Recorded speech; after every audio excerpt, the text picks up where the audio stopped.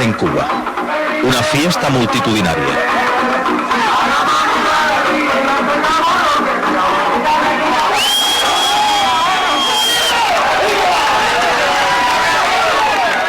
Pero una fiesta con sentido político, música afrocubana con consignas y banderas.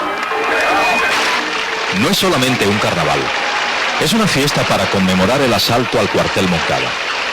Así comenzó la historia de la Revolución Cubana.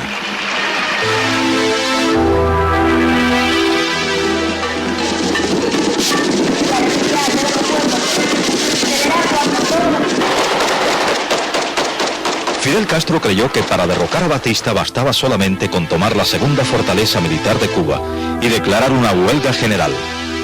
Fracasó, pero no abandonó la idea.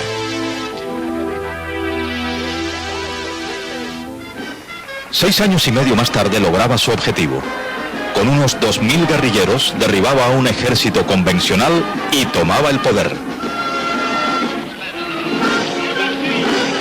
30 años después del ataque al cuartel Moncada y con 25 años en el poder, Fidel Castro, como cada año, conmemora la fecha del 26 de julio. De una forma o de otra, One way or another, Estados Unidos, the United States will have to resign itself to coexisting in this hemisphere with different social and economic systems and independent countries.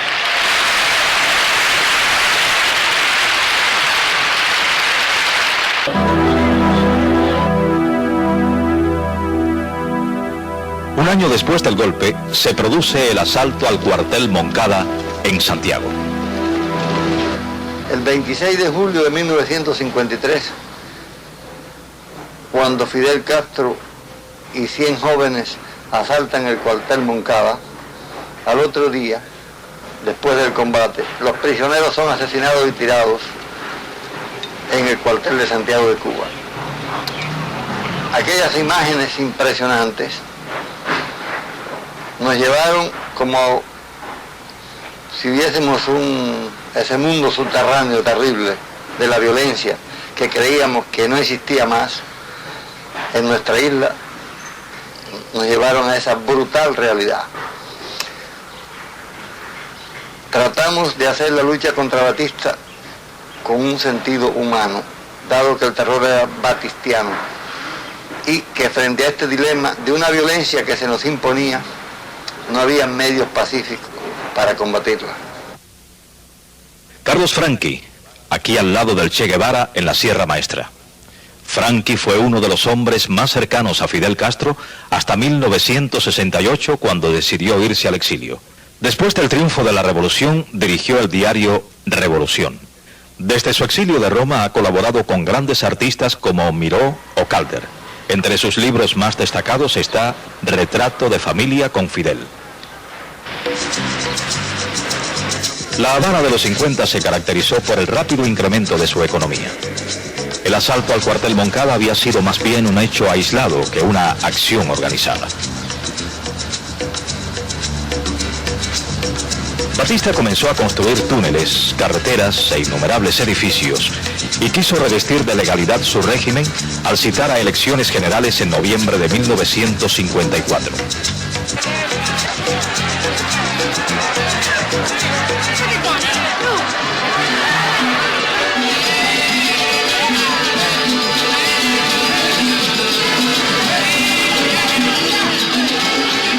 Batista ganó las elecciones sin oposición.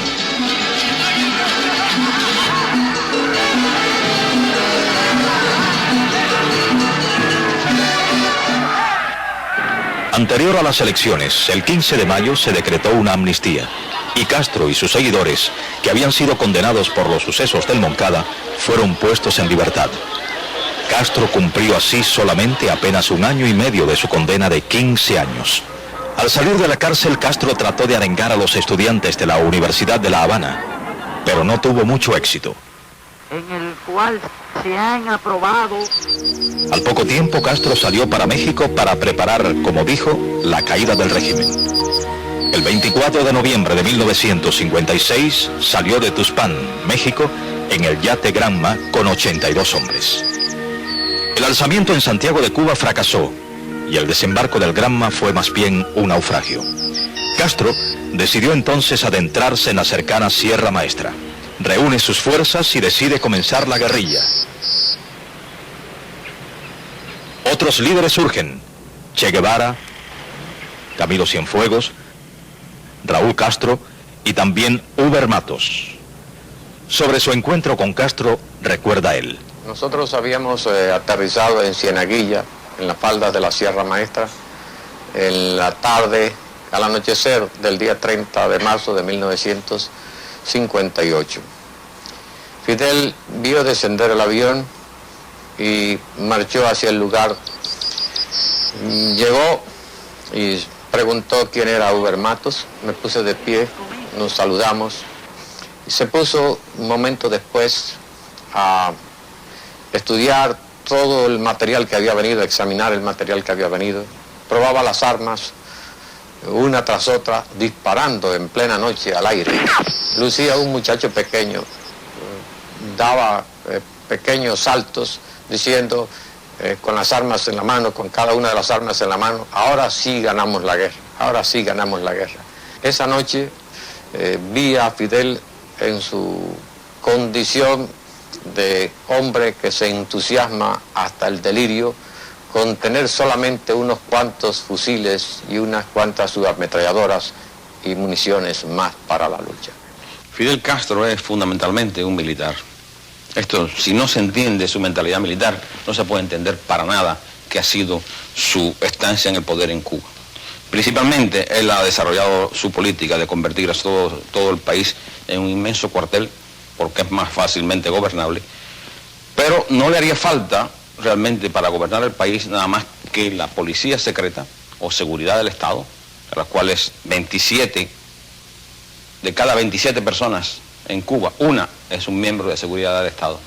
Hay además 2 millones de miembros de los comités de defensa de la revolución, que son otros tantos espías para espiar a sus vecinos y ser a su vez espiados. Es decir, esta red extraordinaria de delación y de espionaje es única en el resto de América. Es más, yo creo que tendría solamente equivalente, es posible, en la China de Mao y bajo Stalin en la Unión Soviética.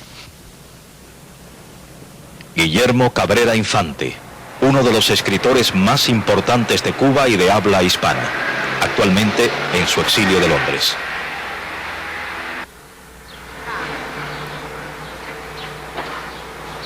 Cabrera Infante ha sido traducido a las más importantes lenguas. Y entre sus últimos libros se destaca La Habana para un infante difunto. En Cuba fue director del semanario cultural Lunes de Revolución, suplemento del diario Revolución.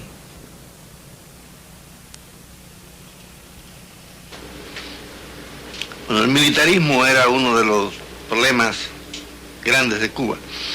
Batista da su golpe militar y nosotros hacemos una lucha por la libertad. Esa lucha tiene un carácter civilista.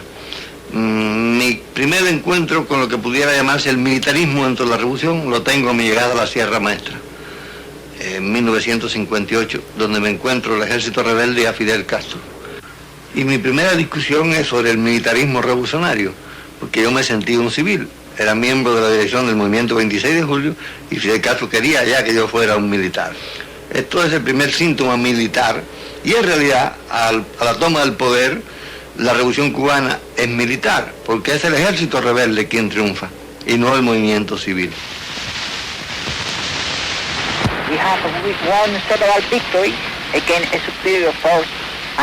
Hemos obtenido realmente una gran victoria contra enemigos más fuertes y nuestro ejército se hace más fuerte cada día. Como ustedes han podido observar aquí, durante la marcha, hay miles de hombres que quisieran unirse a nosotros. Pero en estos momentos no podemos aceptar ninguno más porque carecemos de armas. Pero esperamos obtener esas armas de los mismos soldados batistianos.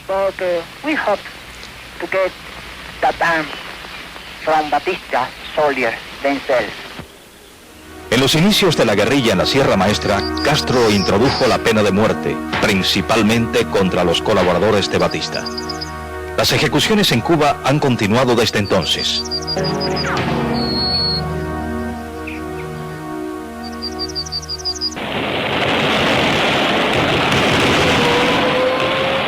El 13 de marzo de 1957, otro grupo revolucionario integrado mayormente por estudiantes universitarios, el Directorio Revolucionario, trata de matar a Batista mediante un atentado al propio Palacio Presidencial.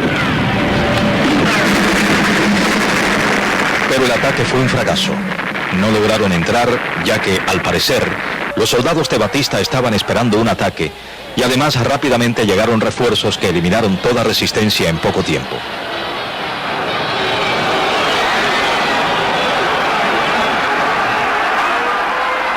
Los principales líderes del movimiento estudiantil habían muerto en el intento: José Antonio Echevarría, Carlos Gutiérrez Menoyo, Fructuoso Rodríguez y otros más. Batista logró salvar nuevamente su vida. Y no tardó mucho tiempo antes de que sus amigos fueran a Palacio para personalmente demostrarle su apoyo.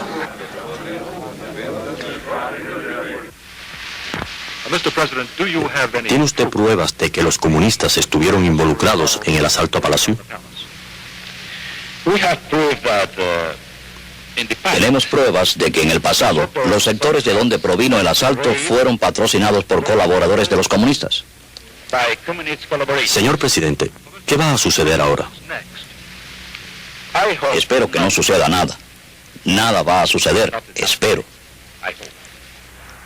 Batista no tenía razón. Primero, no era cierto que el directorio tuviera contactos con los comunistas, todo lo contrario. La organización estudiantil era explícitamente anticomunista. Sus líderes venían de las filas de la Juventud Católica, como el propio Echevarría. Y segundo, Batista también se equivocaba cuando pensaba que nada iba a ocurrir después del asalto a Palacio. En realidad, sus días estaban ya contados. Otro de los líderes revolucionarios de la lucha contra Batista era la doctora Marta Fraide de las Mujeres Martianas, hoy en el exilio. Nosotros vimos lo necesario que era la unidad de todos esos diferentes elementos, ¿no es verdad? Políticos, cívicos, religiosos, para agruparse y tener un objetivo común, que era derribar la dictadura e instaurar en Cuba un proceso revolucionario en el cual se suponía que iba a tener una base democrática y unitaria, porque si en la lucha habíamos estado codo con codo, unidos, ¿cómo no lo íbamos a estar en el proceso del triunfo de la revolución? Los únicos que no participaron activamente contra Batista fueron los comunistas. El pueblo cubano siempre ha sido un pueblo profundamente creyente. Había sido la Iglesia la que había salvado la vida de Castro y sus seguidores cuando el Moncada. Muchos católicos habían muerto en la lucha o seguían luchando. En la Sierra Maestra había varios curas al lado de Castro que no perdía oportunidad para demostrar en aquellos años su devoción cristiana. Sobre eso recuerda Carlos Franqui. El Fidel último, ese de la Sierra, que yo recuerdo cómo era un hombre, ahí está en la fotografía, con una cruz al cuello. Yo, que no era católico, estaba sorprendido, con un cura al lado, bautizando a los niños campesinos y diciendo oraciones muchas veces. Era un hombre que estaba contra la idea de la nacionalización, que estaba por las inversiones extranjeras, según sus propias palabras, y que yo, en un cierto sentido, discutía porque me parecía realmente un conservador, y le parecía a mucha gente del movimiento y a todo el mundo en Cuba. Era el hijo de un gran latifundista, había estado desde los 6 hasta los 20 años en un colegio de jesuitas, y estas eran las ideas que él decía entonces profesar. Desde el año 52 y desde antes del año 52, yo era socialista. Yo era marxista-leninista, esa era mi convicción y mi educación. Yo era comunista, yo no era militante de un partido comunista, porque vi otras posibilidades. En esa época el Partido Comunista estaba muy aislado, había muchos prejuicios en el seno de nuestra sociedad, pero sin embargo había grandes movimientos populares que estaban contra la corrupción, el desgobierno, todo aquello. No tenían todavía una conciencia política revolucionaria, pero estaban eran muy rebeldes, estaban muy inconformes con toda aquella situación de corrupción, desempleo, pobreza, explotación, en las masas campesinas, en las masas obreras, en las capas medias de la población, entre los estudiantes. Lo que no había era una cultura todavía socialista, una cultura marxista. Yo sí la tenía. Y un grupo del núcleo principal de dirigentes, porque yo mismo fui el predicador de esas ideas en todo ese núcleo. Ya incluso antes del Moncada nosotros nos reuníamos, hacíamos círculos de estudio, nos estudiábamos las obras de Lenin, las obras de Marx, la biografía de Mering. Me recuerdo en aquellos días la biografía de Carlos Marx por Mering, fue uno de los libros que nosotros en círculo de estudio antes del Moncada nos estudiamos. Eso yo creo que valdría que Hitler dijera que él era nietzscheano. Es decir, Castro no tenía idea de quién era Marx en la época en que habla. Era simplemente un gángster habanero que siempre andaba con todo el mundo lo vio y todos los que lo conocimos entonces lo veíamos, andaba con una pistola debajo de la chaqueta y nunca con un libro en la mano. Así que esos famosos estudios marxistas suyos a mí me han sorprendido tanto como debe haberse sorprendido él mismo diciéndolo ante las cámaras españolas. Esto es una cosa corriente en el mundo comunista, que es no solamente reconstruir la historia, reescribir la historia y también recomponer de paso las biografías. Esto lo ha hecho mucha gente en Cuba. Constantemente la gente se está inventando ahí un pasado que nunca existió. Es por supuesto una labor literaria. José Pardollada, aquí al lado de Fidel Castro cuando tenía 18 años. Pardollada fue uno de los amigos más íntimos de Castro de aquella época. Desde su puesto de embajador de Colombia en Oslo, Noruega, recuerda aquellos años. Cuando a mí me hacen esa pregunta, que me la han hecho tantas veces, de que Fidel Castro si es comunista o cuándo se hizo comunista, él a veces dice que de muchacho él conocía el marxismo-leninismo. Yo evoco muchas imágenes de mi trato con Fidel desde la adolescencia. Fidel, como se sabe, cuando en Cuba había un régimen democrático, quiso ser representante a la Cámara por elección popular. Es decir, en aquel momento no tenía en la cabeza hacer una revolución armada. Pero tal vez hay un antecedente que es mucho más interesante y elocuente sobre los verdaderos sentimientos que pudo tener Fidel en su juventud.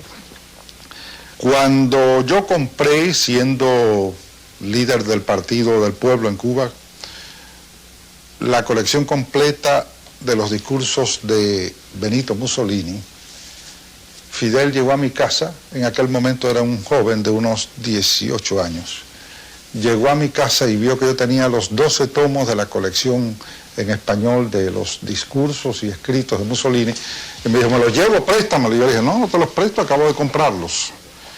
Entonces, lo que hizo Fidel con los $100 que en aquella época le mandaba a su papá, acababa de casarse Fidel Castro, con los $100 que le mandó su papá, lo que hizo fue comprarse con alguna rebaja la misma colección que pagó $90. Con los 10 pesos restantes le compró un enorme queso a su mujer y estuvieron comiendo queso durante 15 días. ¿Quién es realmente Fidel Castro? Estudió de niño en el Colegio de los Jesuitas de Santiago de Cuba y se destacó desde épocas muy tempranas como líder estudiantil, especialmente en la universidad. Es hijo de un inmigrante español y de madre cubana. Una de las personas que conoce mejor su infancia es su propia hermana, Juana Castro. Yo recuerdo cuando pequeña, lógicamente no me daba cuenta de las cosas realmente como eran y el por qué eran, pero ya después de mayor, analizándolo todo, recuerdo que cuando, por ejemplo, teníamos planeado ir de vacaciones a alguna playa, a algún lugar, siempre lo recuerdo a él como disponiendo y determinando en la forma, el lugar y todo, cómo se iban a hacer las vacaciones esas, ¿no? En la que participábamos más o menos todos en la familia, desde los más grandes hasta los menores. Y lógicamente pues aceptábamos la determinación. En este caso yo diría, en aquella época pensaba que eran los mayores los que determinaban, en este caso pienso ahora que Fidel pues, en definitiva era el que decidía cómo pasar las vacaciones nuestras o a dónde ir en aquel entonces, ¿no? Eso pues nos da una medida, una idea de lo que desafortunadamente tenemos hoy en Cuba, de forma que lo decide todo un solo hombre, lo determina todo un solo hombre. Cuando yo llegué a la Sierra Maestra, que el primer día estuve con Fidel en su campamento, me fijé en los libros que tenía allí. Yo le regalé un libro a Ray Mills, el sociólogo norteamericano, que se llama La élite del poder, y me estuve fijando en los libros que él tenía en el campamento guerrillero. Y el libro que parece que más leía era un libro del mariscal Mannerheim sobre la guerra, sobre tácticas de guerra. Después del fracaso de la ofensiva militar de Batista en agosto de 1958, Castro preparó su propia ofensiva. Estados Unidos realizó su embargo de armas al régimen y los comunistas cubanos, al parecer, se decidieron finalmente a apoyar la idea de la lucha armada. Guevara salió para la provincia de Las Villas con 148 hombres y Camilo Cienfuegos salió con 82 a la provincia de Pinar del Río.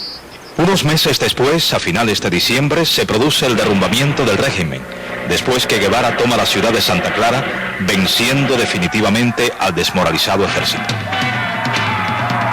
Batista huye en la madrugada del 31 de diciembre y el 1 de enero, el pueblo se tira a la calle nuevamente para celebrar la caída del hombre que 26 años antes había derrocado a Gerardo Machado. El círculo se había cerrado. Una nueva época comenzaba. Pero las escenas eran las mismas. El pueblo volvía a tomar justicia con sus propias manos. Fueron saqueadas las casas de los más comprometidos. Algunos, los más allegados, lograron huir con él. Los otros tuvieron que enfrentarse a la masa sedienta de venganza. Había de todas formas una diferencia fundamental. Esta vez un ejército venido de la sierra no solo había derrocado la dictadura, sino vencido al ejército regular. El nuevo ejército rebelde tenía en sus manos, sin aún saberlo, un país que se desmoronaba a medida que iba entrando victoriosamente en La Habana. Y al frente de ese ejército, su comandante en jefe, Fidel Castro. Y usted no espera en absoluto más problemas de la gente de Batista, ¿verdad? No, Batista ha terminado para siempre en Cuba. La mayoría del movimiento 26 de julio y del directorio revolucionario, que habíamos hecho la lucha contra Batista, en la que no había participado el Partido Comunista Cubano, queríamos, partiendo de la experiencia histórica de América y del mundo, hacer una revolución nueva, evitando los peligros de la revolución rusa, su dogmatismo, sus faltas de libertades, etc. La revolución cubana sería una revolución humanista, repetía incesantemente en aquellos primeros tiempos Fidel Castro. Todos los revolucionarios tendrían participación en el proceso democrático y pluralista. Comandante, ¿cuál es el futuro del movimiento 26 de julio ahora que existe un gobierno provisional? Tan pronto como la vida legal y constitucional se haya restablecido en el país, el movimiento 26 de julio se organizará. Será organizado por sus dirigentes como un partido político, porque esa es la única forma.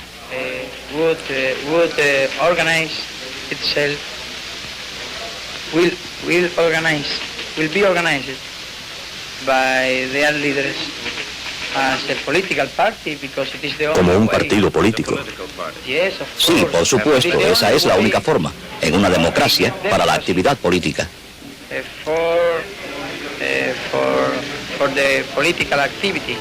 Sin embargo, algo inquietante comenzaba a suceder. Eran los juicios a los batistianos. El paredón de fusilamiento no había cesado desde los comienzos de la guerra en la Sierra Maestra, y después del triunfo, cientos habían sido ejecutados, sentenciados en juicios que más tenían de circo romano que de proceso legal. El nuevo presidente de Cuba era un juez honesto llamado Manuel Urrutia. Castro comenzaba a decidirlo todo, pero sin tener ningún cargo formal en el nuevo gobierno. Era solamente el máximo líder. Creo que Cuba entrará en un nuevo periodo en que la democracia y la libertad imperarán en Cuba.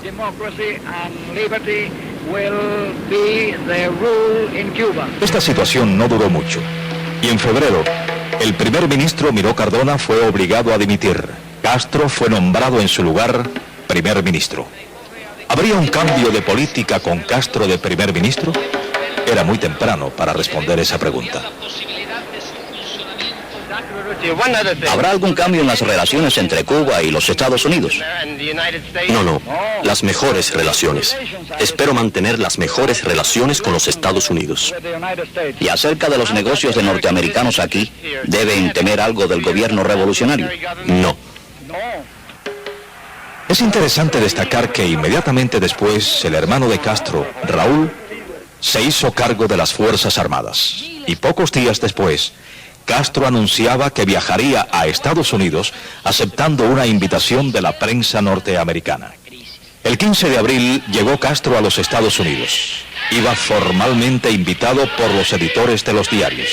Norteamérica tendió sus manos para acoger al héroe que en parte había creado con sus ardientes ansias de heroísmo. Una vez más, Castro se refirió a sus ideas políticas. First of all, we are communists.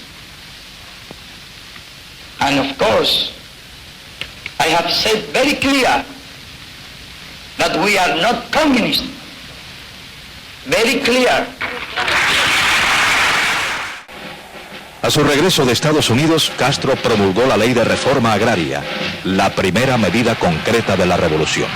Durante la segunda semana de junio, Castro, sorpresivamente, quitó a todos los ministros liberales de su gabinete, en total 6, y los sustituyó con personas más radicales y cercanas a él.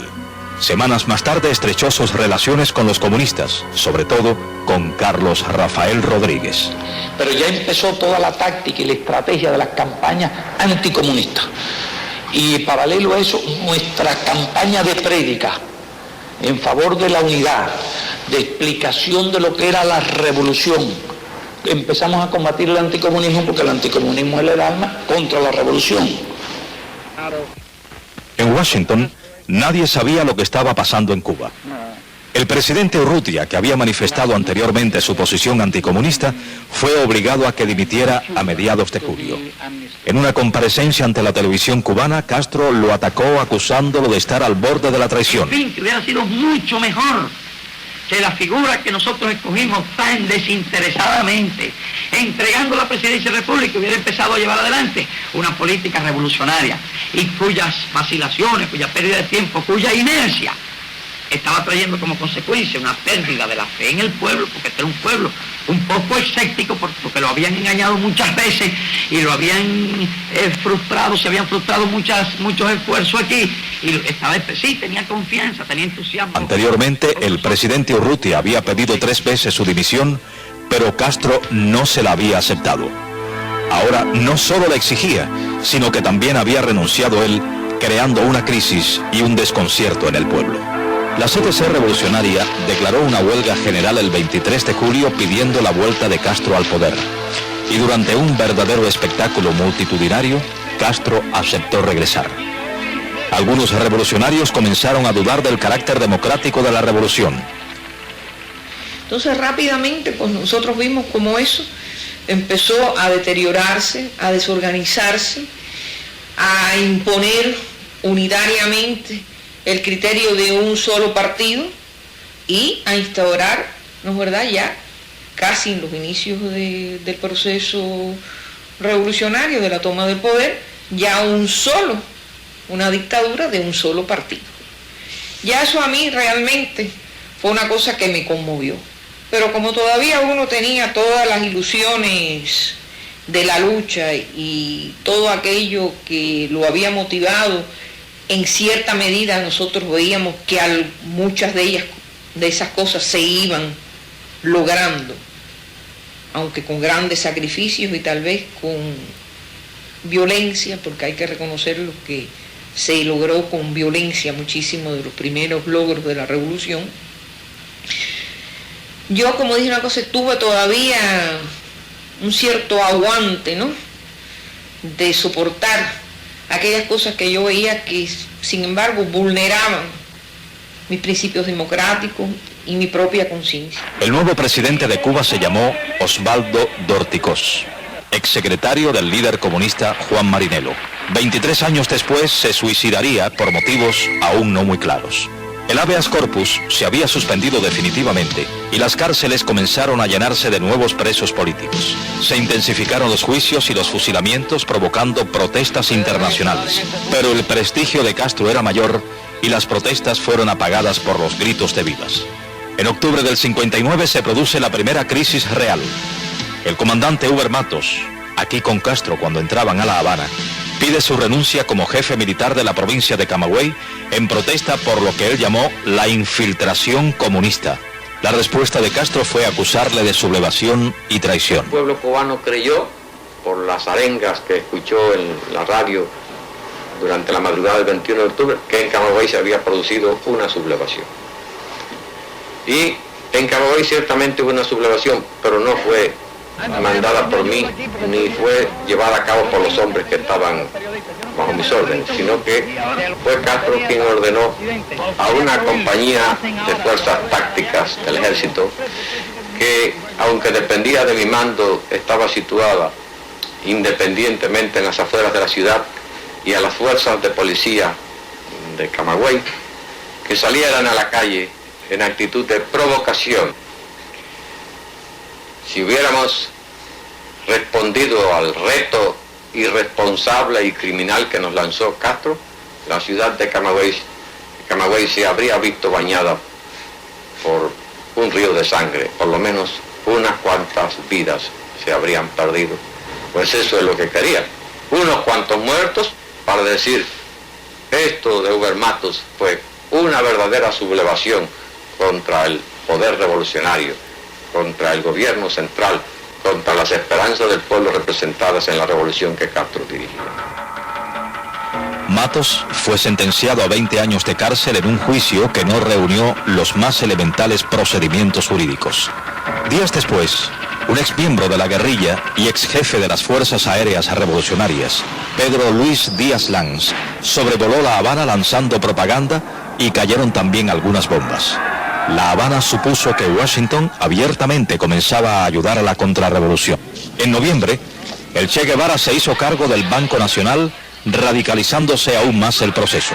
A finales de ese mismo mes se celebró el Congreso Católico. El padre Froilán Domínguez, que salió de Cuba hace unos años, nos explica cómo se llevó a cabo ese proceso.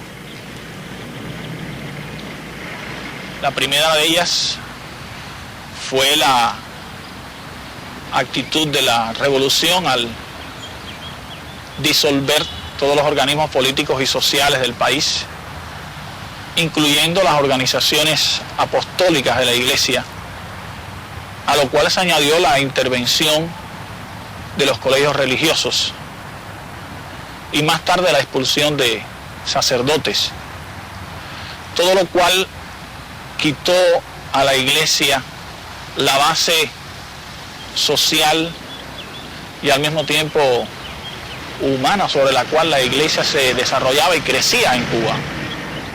Se puede decir que eso fue una primera etapa o un primer momento. Esa es una actitud de la revolución que no ha terminado. Todas esas etapas se dan más o menos en una época, pero se dan también en este momento. En la actualidad los templos están abiertos, pero los cristianos o los posibles creyentes están intimidados, coaccionados por ese poder político total, por el totalitarismo de la revolución. Así, por ejemplo, se coacciona a los niños en la escuela porque van a la iglesia a recibir catecismo o a participar en el culto. Se coacciona a las madres o a los padres de los niños en el centro de trabajo. Todo aquel, por otra parte, que manifieste su fe de esta manera clara, participando en la iglesia, es discriminado. Es discriminado en el centro de trabajo. Hay puestos, hay posiciones que no podrá ocupar, porque para ello es necesario pertenecer al partido o pertenecer a las organizaciones de masa de la revolución. Anastas Mikoyan, miembro del Presidium del Soviet Supremo, llegó a Cuba en febrero de 1960 para inaugurar la primera exposición soviética en Cuba. Mikoyan además firmó el primer convenio económico. La URSS comenzaría a suministrar petróleo a Cuba.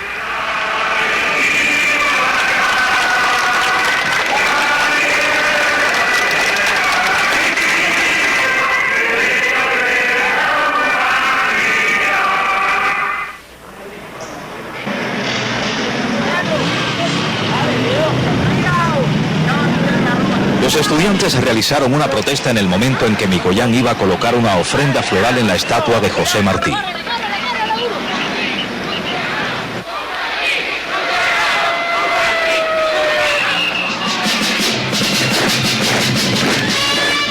En febrero también se comenzó a organizar las milicias. El 3 de marzo el buque belga La Coubre, que estaba descargando armas en el puerto de La Habana, voló por los aires. Castro acusó a Estados Unidos de realizar el sabotaje, aunque admitió que no tenía pruebas. A partir de entonces, los ataques contra Estados Unidos fueron mucho más intensos y corrientes en Cuba. Unos días después, Guevara se refirió a la cuota de azúcar norteamericana, calificándola de esclavitud económica. La libertad de expresión había sufrido duros golpes en los primeros meses de 1960. Casi todos los diarios críticos a la revolución fueron confiscados. Paralelamente, los estanquillos se llenaron de revistas soviéticas y de los países comunistas. A finales de marzo cayó la mayor cadena de televisión, la CNQ. Unas semanas antes, la CIA comenzaba el entrenamiento de exiliados cubanos después de 15 meses de vacilaciones de la administración de Eisenhower. Días antes, llegó el primer barco soviético con petróleo al puerto de La Habana. Y finalmente, después de todo este preámbulo, llegó el primer embajador soviético a Cuba, Sergei Kudryavtsev, conocido agente de la KGB, que a finales de los años 40 dirigió una famosa red de espionaje en Canadá. 2 años y medio después de ese apretón de manos, la Unión Soviética y Estados Unidos pondrían al mundo al borde de la guerra nuclear en octubre de 1962, al descubrir los norteamericanos el emplazamiento de misiles atómicos soviéticos en Cuba. Cuba había roto con Estados Unidos, pero había caído en la esfera de interés de la otra superpotencia.